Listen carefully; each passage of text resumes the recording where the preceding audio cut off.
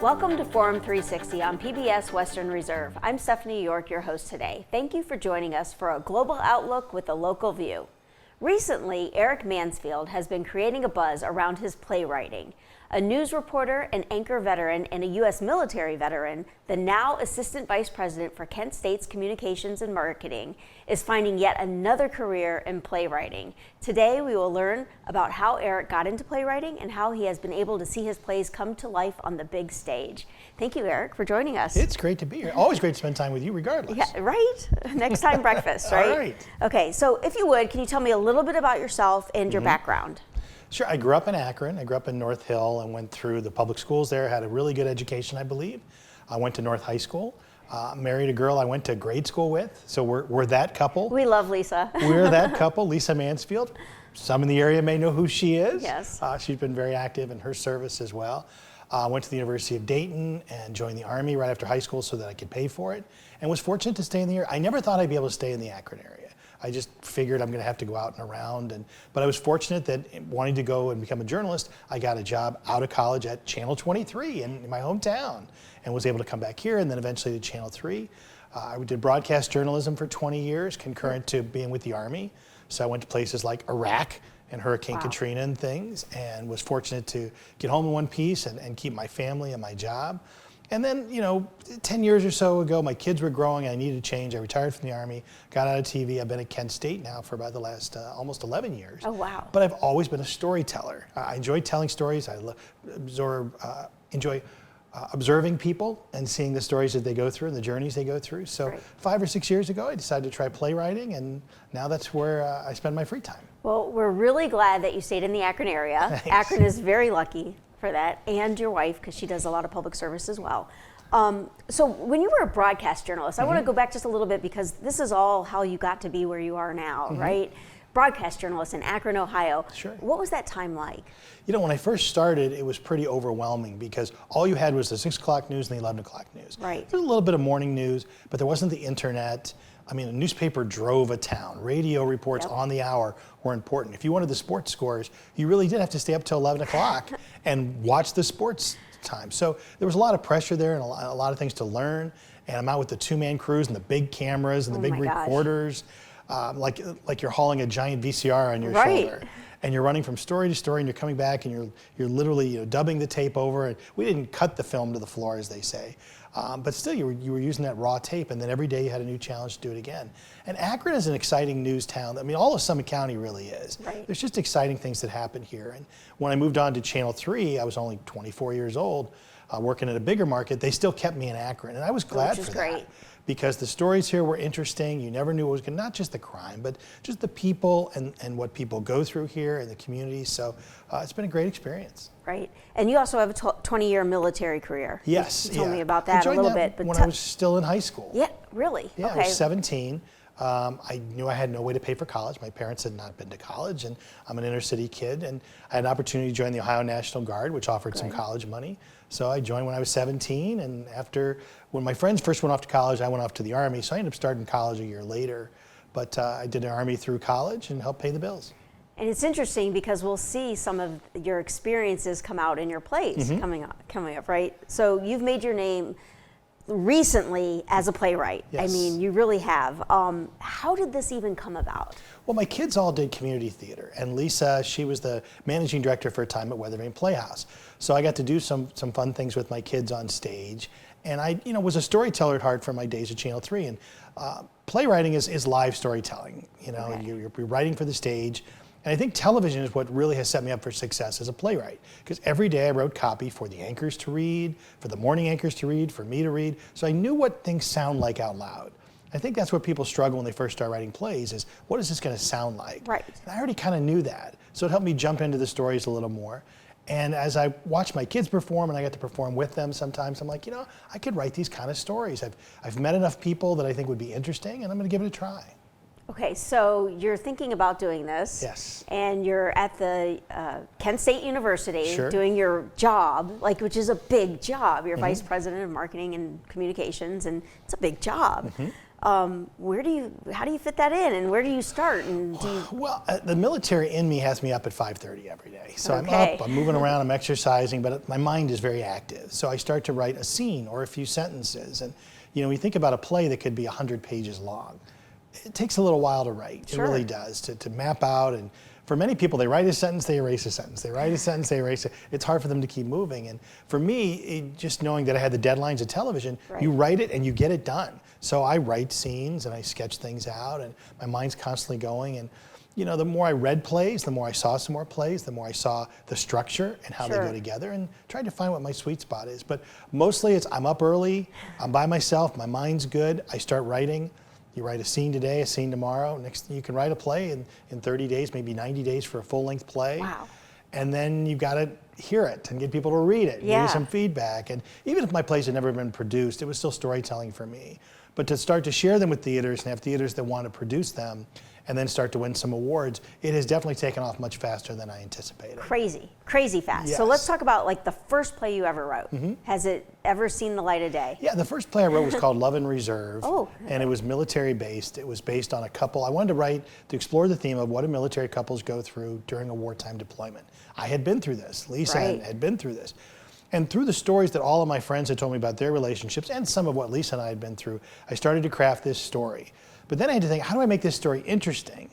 And my thought was, okay, what if the wife's at home and she's watching the news and she sees there's an attack at her husband's base camp? Yes. And in real time, this really happens. They'll shut off communications, so because they're sorting things out, and these poor families. We saw this play out in real time a year and a half ago when we left Afghanistan. And there was the bombing that took place, and all those families for 24 hours didn't know if their loved ones had survived. So if I create that tension, and then I thought, well, then she goes to sleep, crying herself to sleep. How does she learn about her husband?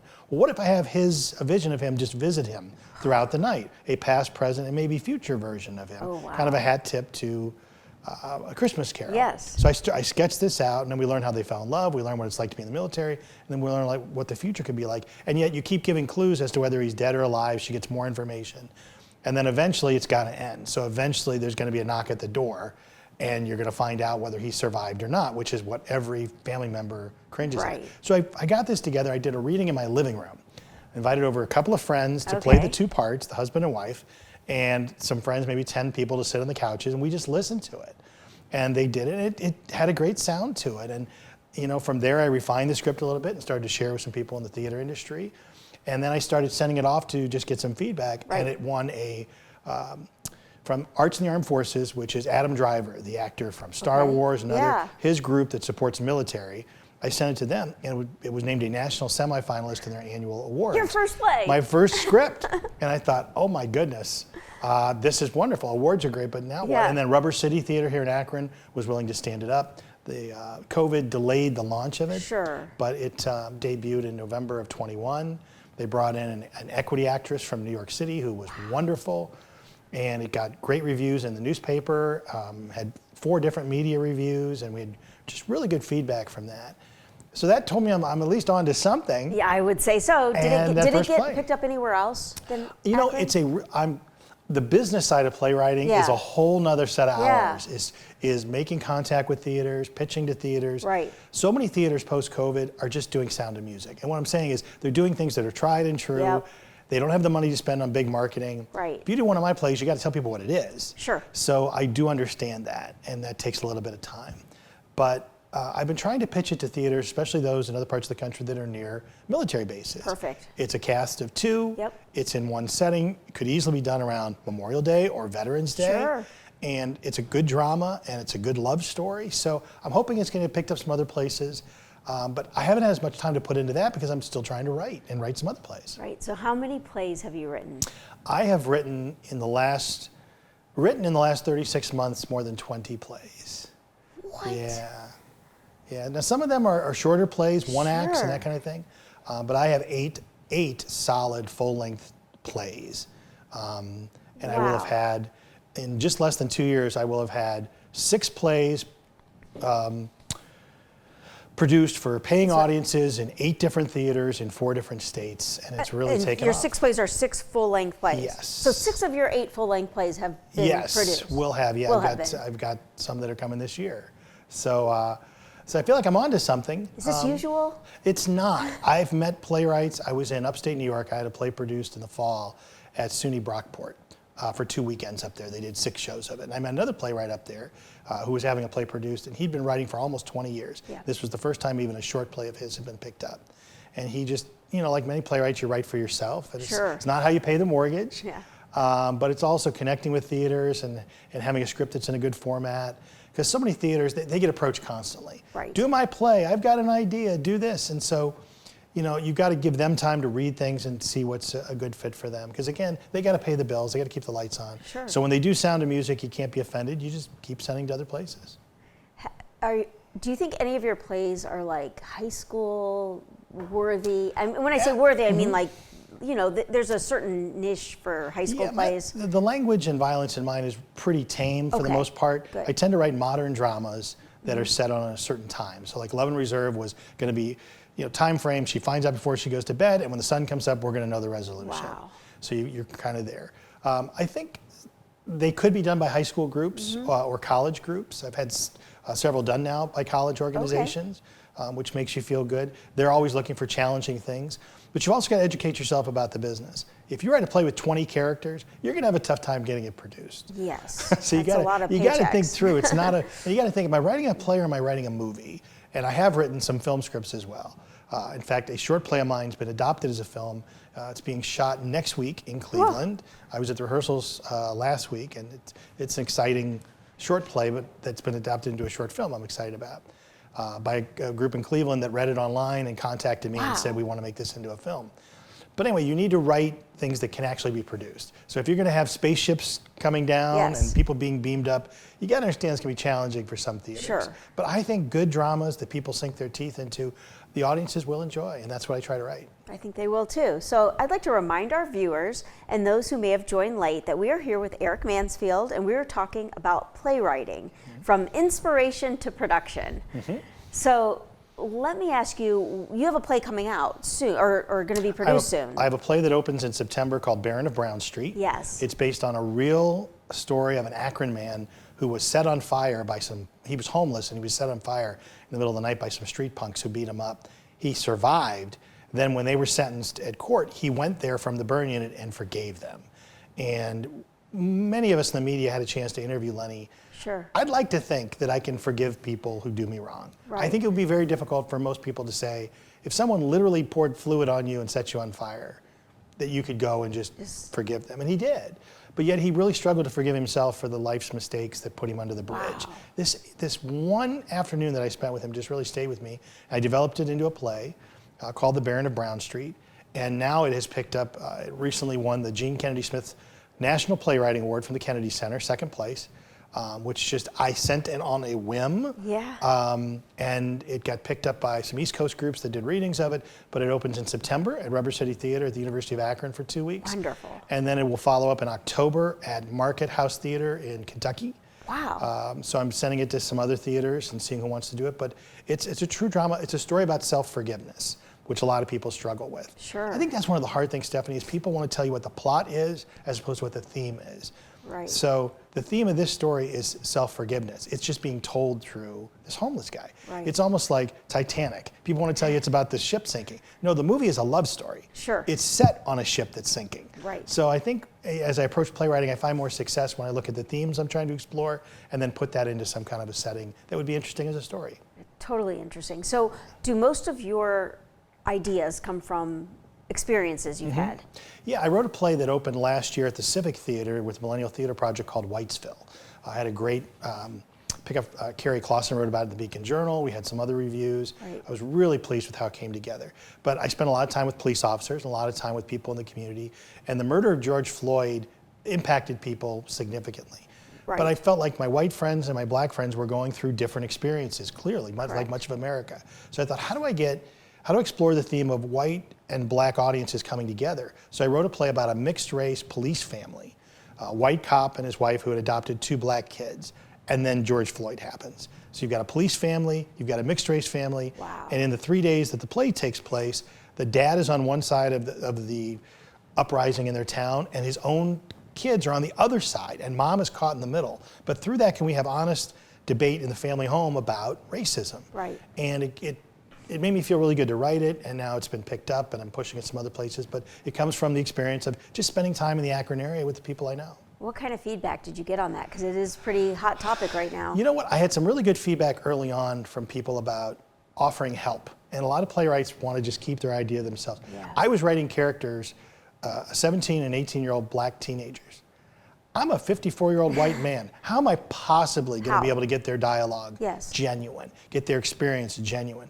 So workshopping it with people who don't look like you, who aren't the same age as you, who have different experiences than you, help you to modify the language there. So like I had written the line in just the first draft, I've written the line for the black son to tell his white father, cut it out. Yeah. And the actor I had reading it, who was a young man in his 20s who was black, he says, that is not what he would have said to his dad. Right. I said, well, just add, what would he have said to his dad? And I'll just let you think about that. Yeah. But in the tense of the moment, it wasn't cut it out. Right. So in getting that as a playwright, getting that feedback from people, it helps you refine the scripts and make them more authentic. Right, and more powerful, I would imagine. Yeah. So your wife was portrayed as one of the characters in that first, right? How did she feel about that? You know, there are things in the play that are definitely she and I. There are definitely things that are other military couples. So, you know, there were other Army wives that came to the audience and they connected with Lisa. Sure. So they could appreciate what they had gone through and what they had heard and what that piece of it was like. Right. So I think it's one of her favorite plays that I've written because she has a personal connection to it. Right. And that what made it so gratifying were the Army wives that came up afterward and said they finally felt heard in a new way that they had not been represented before, of just how challenging it is to be part of that 1% that's out there that's military families. Wow. So she didn't feel like personally invaded, like, You you know, know, because I could see how some of her feelings might have. You know, she and I spent time with the actors who played the two parts. Wonderful young actors, very talented in their 20s, but neither of them were military. And I think Lisa spending time with, her name is Paige Felger, she's a wonderful actress in New York, and she was here. And being able to share with her what it was like as a real military spouse during Iraq really helped Paige on stage to come to those emotions and find those feelings. So in many ways, Lisa's like an executive producer. You know, I bounce every idea off of her. I had 6 more ideas that I want to work on, and so I said, what does this sound like? And she'll be very blunt with me. True partner. I write a lot of female leads. I feel like they're more complicated. I feel like they're more interesting. But of course, I don't come to that from that life experience. So I will ask, Lisa, how would a woman say this? Sometimes she just looks at me like I've got 3 heads. Right. What are you asking me about? I said, well, I've got this idea for this female protagonist. I want her to say this or feel this, and then she'll set me straight of whether I'm on the right path or not. That's awesome. So you kind of hinted at the business part of this and how complicated. Give me an idea of what it takes to pitch your ideas, how many places, time, money, everything. Well, there's a lot of playwrights that really just, they struggle with, okay, how do I get this somewhere? And they're kind of shy. First, you got to get over being shy. You've got to just be willing to say, I've written something, I think it's worth producing. Second, you've got to be able to make the pitch short and sweet. I've written a drama, there's 6 actors, and this is the theme and topics. And I'd love to share more with you. Then you've got to really go out and do it. Last year I submitted 100 submissions in a single year. I was challenged to do that by a playwright friend of mine named Michael Oatman from Cleveland, because I started sending it out. He goes, you set a goal. I said, what? He goes, send 100. I'm like, 100? He goes, yeah, send 100. So every Saturday I send to 2 new theaters. I'll send one of my plays. But you got to understand they're getting pitched all the time. So if you get a chance to have a conversation, and the more you can develop relationships with local plays or local theaters about your plays, the more they might have interest. Or they may have interest and want to work with you to write a play specific for what they want to examine. So, and then you got to get thick skin. I keep a big spreadsheet, and I've got the rejections in red. So you get rejection, rejection, rejection, and then somebody suddenly wants it. And that's great. So now I'm finishing a play that we'll have a public reading at the main library in Akron in their auditorium on July 6th. It's called Trial by Fire. It's about, again, a local topic. It's about a young woman put on trial for using banned books in her classroom. She's a teacher. And what's really at stake there, it's set here in Ohio, a lot of my plays are, but it's a big topic of discussion right now across the country are banned books. So I'm looking now, so I started sending just even the draft out. I have a theater in Los Angeles that is interested in wanting to know more. They've read it, they want to read the updated version. I don't know if they would want to premiere it or not, but the fact that they have interest tells me I'm onto something. So I hear, banned books, it's a hot topic and all that. And I think, oh my God, banned books. This is a hot topic 50 years ago. Yes, it is. Like this is, have we not progressed? And this is a whole new, this isn't really about playwriting, sure. but when I hear that, I think this really isn't a new topic. This is an old topic, and why are we still talking about it? No, and you're right. These old topics do come back around. I look at old plays and how they examine these things, but I'm a big fan of Aaron Sorkin, of course, who wrote The West Wing, Yes. The Newsroom, but he also wrote A Few Good Men. He did To Kill a Mockingbird, the Right. recent version of it. So he's a playwright at heart, and he talks about the villains or the dark side, allowing them to make their case before God. And that's how you balance a story. So if you think to the movie and Jack Nicholson, Jack Nicholson's character is convinced what he is doing is right. Yes. And when you write that, it helps you balance. So I try to follow that theme. So even with banned books, is to create a character on the banned book side, Right. who's trying to make the argument of why they believe in their heart this is the right thing to do for society. And I think that'll make things more engaging for the audience. But Right. those are the topics I'm exploring right now. Are those kind of things that are happening. And I've got another play in concept about toxic masculinity, which is becoming more and more a debate on the Really? college scenes. What is that? What do you mean? That's a good question. Yeah. What is toxic masculinity? Yeah. It's this idea that men have to compete against each other, and that some men don't know how to really connect with women. And I'm sure I'm going to misstate it. Sure, But that's okay. it's a concept that I have, and I'm going to set it in a college art class, where you come in and you paint live people, Right. where there's 6 men there, and they're expecting that this week's edition is going to be this young co-ed that they get to paint. Right. But it's not. It's a much older woman that shows up, and they end up in this huge debate and argument. So I've got that, and then I've also started on sounds one really cool. based on, and I usually write modern stories. It's a modern topic, but it's set in real life. The youngest person ever executed in America was 14. We executed a 14-year-old in the late 40s in South Carolina. He was a black young man who was accused of killing a white girl. Very quick court case, and they electrocuted him. And he wasn't even big enough to sit in the chair. They had to bring phone books in to get him high enough in the chair. But there's stories I've read online about how in the last hour, these two guards sat with him for the last hour at 14. And so I've kind of used that concept and say I'm going to write this play about what that hour was like, counting down for the audience right up until the actual execution of it. Right. So, but it's to examine the death penalty. And I'd like to believe there was a young, person or a young guard, an older guard, and they were debating the death penalty while this 14-year-old kid is there, and to let the audience see the clock ticking down and to see where that argument and debate goes, because the death penalty is still a debate today. Absolutely. As a journalist, I witnessed an execution, which I wrote about in a play called Witnesses to the Execution that was produced in New York, and I'm very excited about where that play has gone. Sure. But I want to examine the death penalty. This will be the first time I've written about something that is not modern day, set in modern day, but it's still a modern topic. Wow. So, not every theater wants to do those dramatic of plays, but Sure. I think they want to do things that get an audience coming. And for me, I just want the audience to still be talking about it when they leave. Not whether they liked it or not, but whether the topic resonated with them, Right. and can they go home and talk to friends and family about, what it made them think. Right. Crucial, I think, actually. What's next for Eric Mansfield? Is this going to become your full-time, I want to produce plays and turn it into movies and what? I'm finishing my MFA, Master of Fine Arts degree. I already have a Master's of Public Relations, but I'm back. So Monday nights I'm in Cleveland at Cleveland State, and I'm working with many in the Cleveland arts scene. So Sure. I'm trying to expand and find new homes for some of these. But I've got new ideas. course you do. I have finished a few film scripts that I'm working with a few people on, but that's not as much of my passion. I don't really want to move to Los Angeles and become Right. Please stay in Akron. live on a couch and write for a streaming series. But I've also started a mystery novel, which is something I've always wanted to do. I go to Kelly's Island every summer, and I see thousands of people reading John Grisham and everything. Yes. So I want to write a mystery set on Kelly's Island. I think that Love what it. I read, they have 250,000 visitors a year.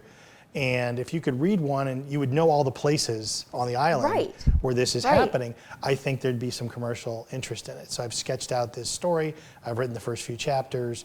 I've not had a book published, so I'm going down those roads. But I still have a full-time job. So I know. I mean, really, 50, how many 60 hours hours in a a day? week of blue and gold at Kent State, which I love, and I love the people there. So it's just what I'm doing in the evenings and on the weekends. But that's what's next for me. Finalize these last few plays and continue to push them out, and then try to work on this book to have out maybe in the next 24 months. Awesome. So 3 things that Yeah. you advice for people who are thinking about playwriting, what would you tell them? First of all, get on Facebook and find the many, many writing groups that are out there, because they're very supportive. And all of them started with that single page, or single idea. And writers are very supportive of one another. So that's what I've definitely found. They'll read each other's work, they'll give you feedback, and they can give you start. So first is to find that support group. The second is to just write. Allow yourself to write. And what I mean is, don't constantly edit yourself. So you sit down to write a story. Joe went to the store. Joe bought a pack of cigarettes. A bad guy came into the store. Joe stopped the bad guy. The police came and arrested the bad guy, and Joe's a hero. Now you at least have a full story. Right. Don't stop on that first sentence and keep rewriting it. Right. Just write it down. And then third is to watch more plays. Go to the theater and watch what made me interested here. The great thing about going to the theater is you're not on your cell phone for the most part. True. We're all bad at that. I'm as bad as anybody. I'm watching sports, I'm watching a movie, and I get distracted by my phone. But when you're in the audience and the actors are 10 to 50 feet away from you, you're more engaged. What is it that made you interested there? And if you can channel what those ideas are and what those senses, it'll help your writing. And then you'll start to get real ideas and become a better playwright. Great advice. So thank you, Eric, for a great discussion about playwriting and all the behind-the-scenes actions it takes to see a play come to fruition. This has not only been enlightening, but entertaining as well. And we are lucky to have you in our community and can't wait to see what your plays see them on stage and beyond. So I'm Stephanie York. Thank you for joining us today on Forum 360 for a global outlook with a local view. Forum 360 is brought to you